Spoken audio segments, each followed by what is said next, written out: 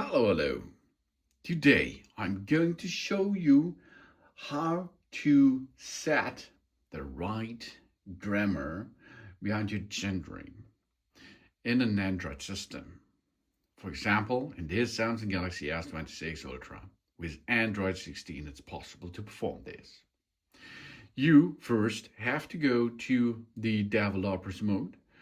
For this, we go into the system and we need to enter to the developers options, and there we are able to make the grammatical genders.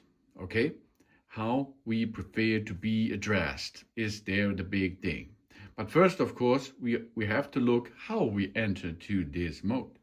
We go to about the phone. We go to the software information. We see there's the Android version. 16 is in this case installed on this device. We see that here's the build number, and the build number we are pushing 7 times.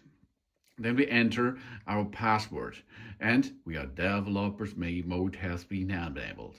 Then we go back 2 times, and we see the developers option is there. And we swipe down a little bit to grammatical gender, as you can see. We set the preferred grammatical gender here. We can choose neuter for neutral, feminine for masculine, for use as a man, women, and diverse.